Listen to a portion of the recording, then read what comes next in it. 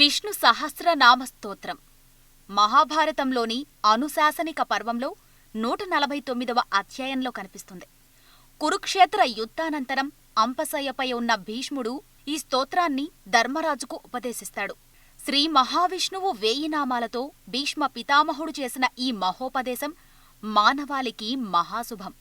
సకల వాంఛితార్థాలను ప్రసాదించే విష్ణు సహస్రనామ వైభవాన్ని భక్తులందరికీ తెలియచేయాలనే సంకల్పంతో శ్రీ శ్రీ శ్రీ త్రిదండి శ్రీమన్నారాయణ చిన్నజీయర్ స్వామివారు తన ప్రవచనామృతాన్ని సుదర్శనం ద్వారా మనకు అందిస్తున్నారు. ఆపదామపహర్తారం దాతారం సర్వసంపదాం లోకాభిరామం శ్రీరామం భూయో భూయో నమామ్యహం.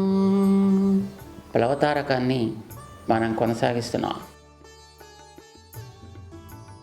నదిలో ప్రయాణం చేసేటప్పుడు తరంగాలు వస్తుంటాయి.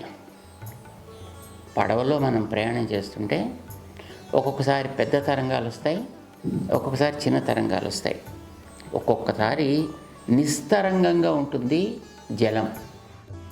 అలాంటి చోట మనకి అది కదులుతున్నట్టు కూడా కనిపించదు. ఒక్కొక్కసారి పెద్ద తరంగం వస్తే కొంచెం పైకి లేస్తున్నట్టు అనిపిస్తుంది, చిన్న తరంగం వస్తే అది కొద్దిగా లేస్తున్నట్టు అనిపిస్తుంది. ప్రయాణంలో ఇవి సహజంగా జరుగుతున్నట్టుగానే మన ఈ నామానుసంధాన కార్యక్రమంలో కూడా ఒక్కొక్కసారి మధ్యలో చిన్న చిన్న విరామాలు, అప్పుడప్పుడు ఒక్కొక్కసారి సక్రమంగా సాగేటటువంటి ప్రయాణం, ఇది సహజంగా జరుగుతూ ఉంటాయి. భగవంతుడికి ఎన్నో గుణాలు ఉన్నాయి. అలాంటి గుణాల్లో ఓ అద్భుతమైనటువంటి గుణం వాత్సల్యము అనేటటువంటి గుణం. ఎవరి యందు? ఆశ్రితుల యందు ఉండేటటువంటి వాత్సల్యం. ఇదం ఆశ్రిత వత్సలత్వం స్వామిన్ న చిత్రం అంటారు మన యామునాచార్య స్వామి అనేట మహానుభావులు.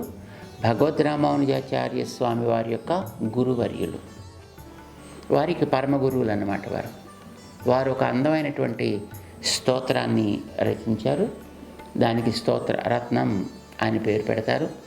అందులో ఒక చోట వారు అంటారు, స్వామి, ఈ లోకాలన్నిటినీ కనుక నువ్వు అలా చూస్తూ ఉండకపోతే నావేక్షసే యది భువనాన్యమూని నాలం ప్రభో భవితుమేవ కుతః ప్రవృత్తి.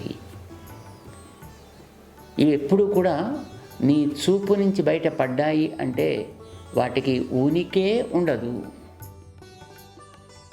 ఇవన్నీ ఇలా ఉంటున్నాయి అంటే కేవలం నీ యొక్క చూపు వాటి ఎందుకు ప్రసరించడం మాత్రమే ప్రధానమైనటువంటి కారణం. ఇదే వీటిని అన్నిటిని కూడా ధరిస్తున్నది. ఎందుకోసం? నువ్వు నిసర్గ సుహృత్. నిసర్గ సుహృత్ అంటే ఎప్పుడూ సహజంగా ఉండేటటువంటి ఒక మంచి మనస్సు అని అర్థం. అది కలవాడవు నువ్వు. సంస్కృతంలో 2 పదాలు ఉన్నాయి. సుహృత్ అనొకటి, మిత్రం అనేది ఒకటి. మామూలుగా మనకి ఇతర భాషల్లో అయితే ఫ్రెండ్ అని అంటాం మనం, ఓ స్నేహితుడు. కానీ దాంట్లో కొంచెం తేడాలు ఉన్నాయి. ఇప్పుడు వయస్సులో పెద్దో చిన్నో అయ్యుండి ఎదటి వ్యక్తి యొక్క మంచిని కోరితే వాడు సుహృత్, మంచి హృదయం కలిగిన వాడు, వెల్ విషర్ అంటాం అన్నమాట. సమాన వయస్కుడై ఉండి మంచిని కోరుతూ ఉంటే వాడిని మిత్రం అని అంటాము. నువ్వు మాతో వయస్సు కలిగిన వాడు కావు. నువ్వు చాలా గొప్పవాడివి, చాలా పెద్దవాడివి, పురాతనుడివి. జీవులం మేము కూడా పురాతనులమే అనుకో, కానీ మాకు ఇక్కడ ఈ కర్మబంధంలో పడి కొట్టుకుంటూ ఉండడమే మాకు అలవాటు. కానీ అది లేనివాడు నువ్వు. కానీ నువ్వు కూడా మా కోసం ఇక్కడికి వస్తుంటావు. ఎందుకు వస్తుంటావు? మాతో నీకుండేటటువంటి ఆ బంధాన్ని తలుచుకుంటూ, నీకు మాకుండేటటువంటి ఒక విడరాని సంబంధం. ఇది నిసర్గ సుహృత్వం. నీకు మా యందు మంచి మనస్సు, నేను బాగుపడాలి అనేటటువంటి కోరిక ఉంది. దాంతో నువ్వేం చేస్తున్నావు? ఒకరి యందు ఇద్దరి యందు కాదు, సకల జీవరాశి యందు నీకు ఈ రకమైనటువంటి మంచి మనస్సు దాంతో వీళ్ళని బాగు చేయాలని తలంపు ఎప్పుడూ ఉంటాయి. ఇవి ఏదో ఒక కారణం చేత వచ్చేది, ఒక కారణం చేత పోయేది కాదు. సో ఇది నీలో ఉండేటటువంటి ఆశ్రిత వత్సలత్వము, నిన్ను ఆశ్రయించుకున్నటువంటి వారి యందు నీకు ఉండేటటువంటి వాత్సల్యము. వాత్సల్యం అంటే మనం వినుంటాం. వత్సం అంటే దూడ. దూడ పుట్టగానే దూడ దేహం మీద ఒక రకమైనటువంటి మాలిన్యం ఉంటుంది, దానికి వాత్సం అని పేరు. ఈ వాత్సమును తన ప్రేమతోటి నాలుకతోటి నాకి శుద్ధి చేస్తుంది తల్లి దూడ విషయంలో, దూడ దేహం మించి. ఆ రకంగా దానిని మళ్ళీ చక్కగా పరిశుభ్రంగా ఉండేట్టుగా తీర్చిదిద్దుతుంది. చిచి, ఈ దోషాన్ని, ఈ మురికిని నేను చూడటమా, స్పృశించడమా అనుకుంటాడు మనిషి అయితే. కానీ ఆవు లాంటి జంతువు దానిని తన నాలుకతోటి నాకి శుద్ధి చేసి దానికి ఆరోగ్యాన్ని ప్రసాదిస్తుంది. ఈ గుణానికి పేరు వాత్సలము. వాత్సలమే వాత్సల్యము అయిందన్నమాట. నిన్ను ఆశ్రయించుకున్న వారి అందరి యందు నీకు ఈ రకమైనటువంటి వాత్సల్యం ఉంటుందయా, వత్సలత్వం ఉంటుందయా. ఇది ఉంది కనుక నువ్వు అందరూ బాగుపడాలని కోరుకుంటావు. అందుకోసమనే ఎప్పుడు కూడా వారిని జాగ్రత్తగా కాపాడుకుంటూ ఉంటావు. ఇది ఆ యామునాచార్య స్వామి అనేటువంటి మహానుభావులు చెప్పినటువంటి ఒక అద్భుతమైనటువంటి మాట. దీన్ని ఒక మహానుభావుడు భావించాడు. విష్ణు సహస్రనామాల్లో ఉండే నామాలన్నీ కూడా ఋషిభి పరిగీతాని కదా, యాని నామాని గౌణాని విఖ్యాతాని. ఆయన యొక్క భగవంతుని వాళ్ళు మనస్సులో ఆస్వాదించినప్పుడు, మనం భగవంతుడని పేరు మనం పెడుతున్నాం, కానీ వాళ్ళు ఒక సర్వవ్యాపి అయినటువంటి ఒక అద్భుత తత్వాన్ని, సర్వజగత్ కారణతత్వాన్ని వాళ్ళు సాక్షాత్కరించుకున్నప్పుడు వాళ్ళల్లో ఒక్కొక్క మహానుభావుడికి ఒక్కొక్క రకమైనటువంటి గుణం గోచరించింది. ఆ గుణానికి ప్రకాశకంగా ఒక రూపం గోచరించింది. ఆ రూపం ఆ గుణంతో సాగించేటటువంటి ఒక ఉపకారం గోచరించింది. వాళ్ళలో ప్రేమ పొంగింది, అది నామంగా బయటికి వెలువడింది. తర్వాత వారందరికీ అది ఉపాదేయమైంది, స్వీకరించతగినది, ఉపాసించతగినది అయిందన్నమాట. ఈ నామాల్లో ప్రతిదీ అలా ఏర్పడ్డదే. మనం ఇప్పుడు అనుకున్నటువంటి ఆశ్రిత వత్సలత్వం అనేటటువంటి దానివల్ల ఆయన చేసే పని ఏమిటి అంటే, సకల భూతాలని కూడా ఎప్పుడూ అట్లా ధరించి ఉంటాడు ఆయన. అయితే అందులో అన్నీ మంచివే ఉంటాయి ఏమిటి, అన్నీ మంచి పనులే చేస్తుంటాయి ఏమిటి, అన్నీ ఆయన చేసే ఉపకారం జ్ఞాపకం పెట్టుకుంటూ ఉంటాయి ఏమిటి, ఏమీ లేదు. అసలు జ్ఞానం ఉండేటువంటి మనుషులమైన మనకే జ్ఞాపకం పెట్టుకోవడం చేత కదా. ఎప్పుడైనా అవసరపడితే తప్ప మనకి దేవుడు జ్ఞాపకం రాడు. మనకంటే చాలామందికి మహానుభావులు స్మరిస్తారనుకోండి, ఏమిటో మాలాంటి వాళ్ళకి ఏదో అవసరం వచ్చినప్పుడు అయ్యో భగవన్ అనుగ్రహించు, అయ్యో భగవన్ నన్ను కరుణించు ప్రార్థన చేస్తుంటాం. ఈ నామాల్లో ప్రతిదీ అలా ఏర్పడ్డదే. మనం ఇప్పుడు అనుకున్నటువంటి ఆశ్రిత వత్సలత్వం అనేటటువంటి దానివల్ల ఆయన చేసే పని ఏమిటి అంటే, సకల భూతాలని కూడా ఎప్పుడూ అట్లా ధరించి ఉంటాడు ఆయన. అయితే అందులో అన్నీ మంచివే ఉంటాయి ఏమిటి, అన్నీ మంచి పనులే చేస్తుంటాయి ఏమిటి, అన్నీ ఆయన చేసే ఉపకారం జ్ఞాపకం పెట్టుకుంటూ ఉంటాయి ఏమిటి, ఏమీ లేదు. అసలు జ్ఞానం ఉండేటువంటి మనుషులమైన మనకే జ్ఞాపకం పెట్టుకోవడం చేత కదా. ఎప్పుడైనా అవసరపడితే తప్ప మనకి దేవుడు జ్ఞాపకం రాడు. మనకంటే చాలామందికి మహానుభావులు స్మరిస్తారనుకోండి, ఏమిటో మాలాంటి వాళ్ళకి ఏదో అవసరం వచ్చినప్పుడు అయ్యో భగవన్ అనుగ్రహించు, అయ్యో భగవన్ నన్ను కరుణించు ప్రార్థన చేస్తుంటాం. ఆయన ఈ సకల భూతాలని కూడా అవి ఏమి చేసినప్పటికీ కూడా పోని మురికితో ఉన్నాయి, కానీ వాటిని శుద్ధి చేసే ప్రయత్నం చేద్దాం అని ఆయన వీటన్నిటిని కూడా పాపం శుద్ధి చేసేటటువంటి కార్యక్రమంలో ఉంటాడు. కనుక ఆయన పేరు భృత్. భూతములంటే సకల జీవరాశికి పేరు అన్నమాట. ఒక దేహం ఉండి ఆ దేహాన్ని ధరించినటువంటి కర్మబద్ధుడైనటువంటి ఒక జీవుడు దాంట్లో ఉండి దాన్ని వాడు ఉపయోగిస్తూ ఉంటే ఆ జీవుడికి భూతము అని పేరు. అంటే అది క్రమంగా ఏదో ఒక రకంగా అవుతోంది కనుక దానికి భూతం అన్నారు. అది తిరిగేవి కావచ్చు, తిరగని కావచ్చు, అంటే స్థావరాలు కావచ్చు, జంగమాలు కావచ్చు, పశుపక్ష్యాదులు కావచ్చు, మానవులు కావచ్చు, క్రిమికీటాదులు కూడా కావచ్చు. వీటన్నిటికీ కూడా భూతములు అనే పేరు అన్నమాట. వీటన్నిటిని కూడా ఆయన భృత్ భరించువాడు, భూతాన్ని బిభర్తి అంచేత ఆయనకి పేరేమైంది, భూతభృత్ అయింది. ఎట్లా భరిస్తాడు అనేది ఒక అద్భుతమైనటువంటి ఒక రూపకంగా మనకి చక్కగా చెప్తుందన్నమాట ఉపనిషత్. ఎట్లా, ఒక చక్రం, బండికి చక్రాలు ఉంటాయి. మనం చూసాం గతంలో,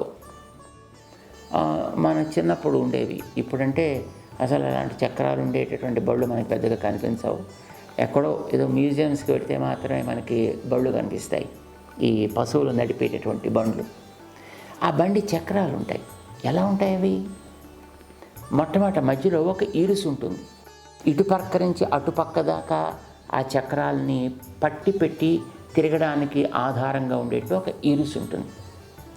ఆ ఇరుసు మీద ఒక కుండ అంటారు దాన్ని, మధ్యలో ఉండేటువంటి హబ్ అన్నమాట. ఈ హబ్ ఉంటుంది. ఆ హబ్ మించి అరలు అంటారు వాటిని. ఇలాగ రకరకాలుగా అన్ని వైపులకి వ్యాపించి ఉండేటటువంటి కమ్మలు ఉంటాయి. వాటిపైన ఒక వాటన్నిటిని కూడా పద్ధతిలో నిలబెట్టినటువంటి ఒక చక్రం ఉంటుంది ఒక పై భాగంలో. ఆ చక్రానికి కూడా పైన ఒక ఇనుప చుట్టు ఉంటుందన్నమాట. వాటిని అరలు అంటారు. ఆ పైన ఉండేదాన్ని చక్రం అంటారు. దానిపైన ఉండేటటువంటిది నేమి అంటారు. ఆ మధ్యలో ఉండేటటువంటి దాన్ని హబ్, కుండ అంటారు దాన్ని. ఆ లోపలుండే ఇరుసు లాంటి వాడు భగవంతుడు. ఈ ఇరుసుకి పైనుండేటటువంటిది జీవవర్గం అంటాం. అంటే ఈ జీవవర్గం లోపల ఉంటేనే మిగతావన్నీ కూడా వాటి వాటి ఆకారాలని కలిగి ఉంటాయన్నమాట. ఇవి ఎన్ని రకాలుగా ఉంటాయి? ఆ హబ్ మీద ఆధారపడి ఉండేటటువంటి ఆ చుట్టూ ఉండేటటువంటి తీగలు లాంటివి ఉంటాయి ఆ చక్రానికి. సైకిల్ చక్రాలు కూడా మనం చూస్తుంటాం. అలాంటివన్నీ కూడా ఒక్కొక్కటి దేనికి దానికే ఉంటుంది, ఆ పైన ఉండేటటువంటి రిమ్కి కనెక్ట్ అయ్యి. కానీ అవన్నీ ఆల్మోస్ట్ ఒకే రకమైనటువంటి పద్ధతిలో ఉంటాయి.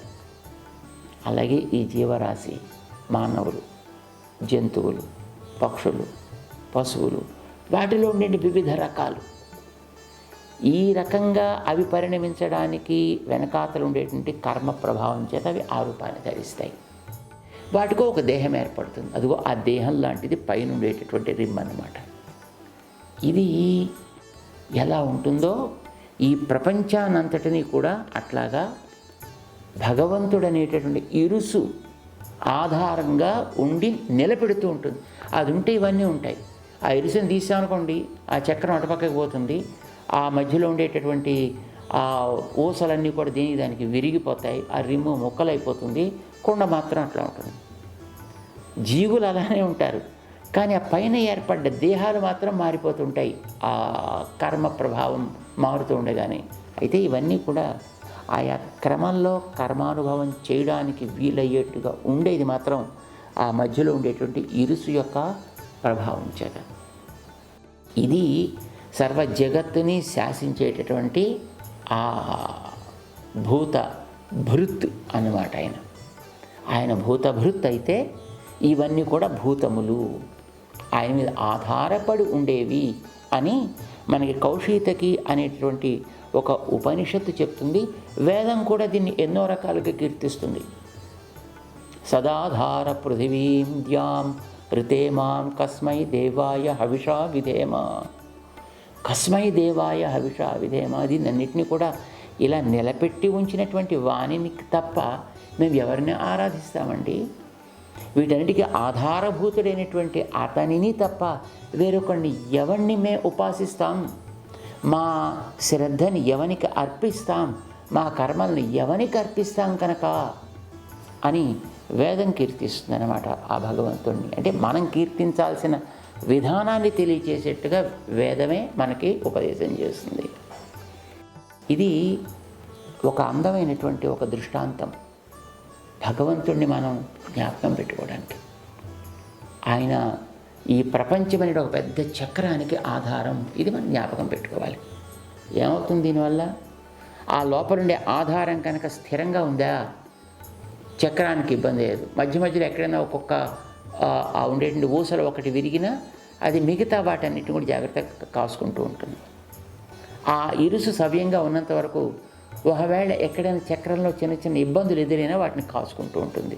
అట్లాగే మనలో ఏవైనా కొన్ని లోపాలున్నా ఆయన మనని కాపాడగలుగుతాడు. ఈవేళ చూడండి, మనకి ఆహారంలో లోపం, విహారంలో లోపం, వ్యవహారంలో లోపం, అన్నీ లోపభూయిష్టమైనటువంటి బతుకులే. దానివల్ల కదా మనకి ఇప్పుడు కరోనాలో గిరోనాలో ఇవన్నీ వస్తున్నాయి. ఇవి రాకూడదు అని అనుకుంటే ఆధారాన్ని స్థిరం చేసుకోవాలి. అంచేత ఏం చేయాలి? ఈ నామాన్ని మనం గట్టిగా పలకాలి. పలవతారక కార్యక్రమంలో మనం ముందుకు సాగుతున్నాం. శ్రీ విష్ణు సహస్రనామ స్తోత్రంలో ఉండేటటువంటి ఒక్కొక్క మంత్రాన్ని కొద్దిపాటి అర్థాన్ని అనుసంధానం చేసేటటువంటి ప్రయత్నం చేస్తున్నాం. ఆయనకు ఉండేటటువంటి అద్భుతమైనటువంటి గుణాల్లో వాత్సల్యం అనే ఒక గుణ విశేషం చేత సకల భూతాలని ధరించి ఉంటాడు అని తెలుసుకున్నాం. అయితే ధరించడం అనేది ఇప్పుడు కూడా దానిని సవ్యంగా ఉంచడం కోసం ఇది మనం జ్ఞాపకం పెట్టుకోవాలి. మనం ఒక ఇంటిని మన నివాస స్థానంగా ఏర్పాటు చేసుకున్నాము అని అంటే ఆ ఇంటిని జాగ్రత్తగా చూసుకోవడం కూడా మన బాధ్యతే. చూస్తామా చూడమా అనేది వేరే విషయం అనుకోండి, కానీ అందులో మనం ఉంటూ ఉండేటప్పుడు ఆ ఇంటి యొక్క బాగోగులు చూసుకోవాల్సిన బాధ్యత కూడా మనకు ఉంటుంది. ఒక వస్త్రాన్ని మనం ధరిస్తున్నాము అనంటే ఆ వస్త్రాన్ని మురికి లేకుండా చక్కగా ఉతికి ఆరవేసుకోవడం, దానికి చేయవలసినటువంటి సంస్కారాలన్నీ కూడా చేసుకోవడం, ఇవన్నీ కూడా ఆ వస్త్రాన్ని తనది అని ఎవడు ధరిస్తాడో వానికి బాధ్యత. చేత ధారణ అనేది ఇప్పుడు కూడా పోషణని కూడా తనతో ఒక అంగంగా కలిగి ఉంటుంది. ఈ సకల భూతాల్ని భగవంతుడు ధరిస్తాడు అంటే వీటిని పోషించే బాధ్యతని కూడా ఆయన తప్పనిసరిగా తీసుకుంటాడు అనేది మనం జ్ఞాపకం పెట్టుకోవాలి. అందుకోసమనే మనని ఆరోగ్యవంతంగా ధరించి ఉండడం అనంటే మనలో ఏవైనా కొరతలు ఉన్నట్టయితే వాటిని పోషించే బాధ్యత కూడా ఆయన తీసుకుంటాడు. లోకంలో ధరించే వాళ్ళంతా తీసుకుంటారో తీసుకోరో మనకి తెలియదు, కానీ భగవంతుడు ఎప్పుడు కూడా దీన్ని పోషించే బాధ్యతను కూడా తీసుకుంటాడు. అయితే ఆ బాధ్యత ఆయన మీద మనం ఉంచితే, ఆయన అది చెయ్యనిస్తే ఆయన పనిచేస్తాడు.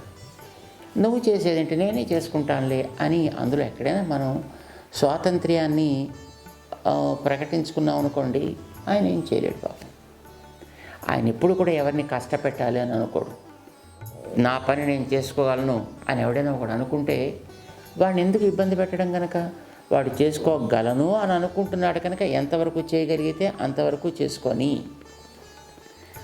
నేను చేసుకోవడానికి తగిన వాణ్ణి కాను, నీవే తప్ప ఇతపరంబెరుగా అని అన్నప్పుడు మాత్రమే తను వాడి యొక్క రక్షణ విషయంలో బాధ్యత వహిస్తాడు. అదేమిటండి, 2 వాయించి చెప్పచ్చు కదా, చెవి మెలేసి చెప్పచ్చు కదా, సొట్టు పిక్క పెట్టి చెప్పచ్చు కదా అని అనిపిస్తుంది మనకి. కానీ అలాంటి పని ఆయన ఎప్పుడు కూడా చెయ్యడు. ఎందుకని? మనకి స్వతంత్రత జ్ఞానం ఉంది కదా, నా అంతటా నేను ఆలోచించగలిగే యోగ్యత నాకుంది, నిర్ణయం చేసే యోగ్యత నాకుంది కనుక అది నేను ఉపయోగించుకుంటాను అన్నప్పుడు ఉపయోగించుకునే అవకాశం పూర్తిగా ఇచ్చేటటువంటి వ్యక్తి ఆయన. భగవంతుడు అద్భుతమైనటువంటి democrat. He is not a dictator, he is a great democrat. ఆయన నేను నీ మాట వినను, నా అంతటా నేనే ఉందామనుకుంటున్నాను అని అంటే కూడా అంగీకరించగలిగేటటువంటి హృదయ వైశాల్యం కలిగినటువంటి మహనీయుడైన. అయితే చేయలేడా? కాదు, చేయగలడు. కానీ ఆయన అవకాశం వాళ్ళు తీసుకోవాలి అని అనుకున్నప్పుడు ఇవ్వగలిగేటటువంటి ఔదార్యం కూడా ఉన్నటువంటి మహనీయుడు. అందుకోసమనే అచేతన వస్తువులు అనుకోండి, అవి ఎప్పుడు కూడా తమ పనిని తాము చేసుకునే ప్రయత్నం చెయ్యవు. మా పని మేము చేసుకోగలంలే అని ఎప్పుడు అవి అనవు కనుక వాటి బాధ్యత పూర్తిగా తానే తీసుకుంటాడు. అంచేత ఈ బోన అన్నింటినీ కూడా ఆయన చక్కగా వాటి క్రమంలో అవి సంచరించేటట్టు చేస్తాడు. జంతువులు లాంటివి అసలు ఆ ఆలోచనే చెయ్యవు. జంతువులు కానీ పక్షులు కానీ నా పని నేనే చేసుకోగలను, నాకు ఇంకోడెవడు చేసి పెట్టక్కర్లేదు అనే ఆలోచన కూడా వాటికి ఉండదు. అవి తమ యొక్క దైహికమైనటువంటి పోషణ, ధారణ, పాలన విషయాల్లో తమ బాధ్యతని తాము సవ్యంగా చేసుకుంటూ పోతుంటాయి కనుక వాటికి ఆ ప్రశ్న లేదు. వాటి విషయంలో కూడా ఆయనే బాధ్యతని వహిస్తాడు. ఎటొచ్చి ఆలోచన చేయగలిగే బుద్ధిమత్వం ఈ మనిషికి ఉంది కనుక మనిషి విషయంలో ఆయన నేను చేసుకోగలను అనే వాడి విషయంలో కొంత స్వాతంత్ర్యాన్ని కూడా ఆయన అంగీకరిస్తాడు. ఎందుకు అంగీకరిస్తాడంటే యోగ్యుడైనటువంటి ఒక గొప్ప చికిత్సకుడు కనుక, డాక్టర్ కనుక. ఒక తీవ్రమైనటువంటి రోగి ఒక డాక్టర్ దగ్గరికి వచ్చాడు అనుకోండి. డాక్టర్ గారు ఆ వ్యక్తిని పూర్తిగా పరిశీలన చేశారు. యోగ్యమైన డాక్టర్ల గురించి మాట్లాడుతున్నాం. ఇప్పుడుండేటటువంటి ఆరకొరగా మంది ఏమిటో తెలియదు, రోగం ఏమిటో తెలియదు, పనిచేస్తుందో తెలియదు, పనిచేదో తెలియదు. ఇప్పుడు కోవిడ్కి మందులు ఇస్తున్నారు కదా, అది ఏమిటో తెలియదు, ఎందుకో తెలియదు, ఎలానో తెలియదు, ఏమవుతుందో తెలియదు, కానీ వాడాలి. అలాంటి డాక్టర్స్ గురించి మనం మాట్లాడాలా. చక్కటి శాస్త్ర జ్ఞానం కలిగి అవతల వ్యక్తిని చక్కగా పరిశీలన చేయగలిగేటటువంటి యోగ్యత ఉండే ఒక డాక్టర్ గురించి చెప్తున్నాను.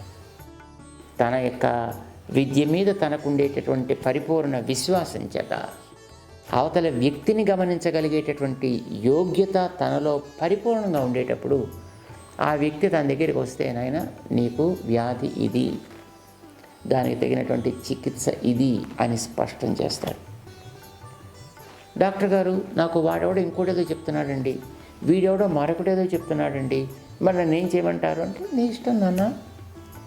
నువ్వు ఎవరెవరి దగ్గర ఏమేమి తీసుకోవాలనుకుంటావో తీసుకునే స్వాతంత్ర్యం, అవకాశం నీకు ఉంది కనుక ఎస్, నీకు అలా తీసుకునేటువంటి అవకాశం నేను ఇస్తున్నాను. కానీ ఇది తగ్గాలంటే ఈ పద్ధతి మాత్రమే చేయాలి. నువ్వు అన్ని చోట్ల తిరుగు, ఎన్ని ప్రయత్నాలు చేయాలో చేసుకో, ఇక ఏవి ఫలించవు అనుకున్నప్పుడు ఇక్కడికి రా, అప్పుడు నేను తగ్గిస్తాను. ఎవరు చెప్పగలుగుతారు ఈ మాట? ఆ విశ్వాసం ఉండేటువంటి వ్యక్తి, తన మీద, తన విధానం మీద ఆ విశ్వాసం ఉండే వ్యక్తి మాత్రమే అలాగా మాట్లాడగలుగుతాడు తప్ప మరొకడు మాట్లాడలేడు. భగవంతుడికి ఆ విశ్వాసం ఉందే. అందుచేతనే మనం స్వతంత్రించి దురహంకారంతో, దాంభికమైనటువంటి ప్రవృత్తితో, లోపల లేనిది ఏదో మనలో ఉన్నట్టుగా చూపించుకునే ప్రయత్నం చేసేటటువంటి ఒక ఉద్యమాలు చేస్తే, మన ప్రయత్నాలు మనమే చేసుకుంటామనేటువంటి ఏదో ఒక రకమైనటువంటి అహంకారాన్ని వ్యక్తం చేస్తే ఎంతవరకు నువ్వు చేయగలవో అంతవరకు నువ్వు చేసుకో. ఎక్కడెక్కడ తిరగగలవో అన్ని చోట్ల తిరుగు.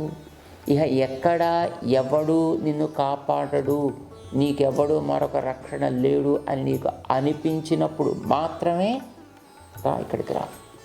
అప్పుడు నీకు దాన్ని సవ్యంగా అందించే, మంచి ఆరోగ్యాన్ని అందించే పని నేను చేసి చూపిస్తా అనగలిగేటటువంటి శక్తి ఆయనలో ఉందని. ఎన్ని ప్రయత్నాలు చేయాలో చేసుకో, ఇక ఏవి ఫలించవు అనుకున్నప్పుడు ఇక్కడికి రా, అప్పుడు నేను తగ్గిస్తాను.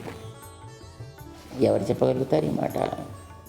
ఆ విశ్వాసం ఉండేటువంటి వ్యక్తి, తన మీద, తన విధానం మీద ఆ విశ్వాసం ఉండే వ్యక్తి మాత్రమే అలాగా మాట్లాడగలుగుతాడు తప్ప మరొకడు మాట్లాడలేడు.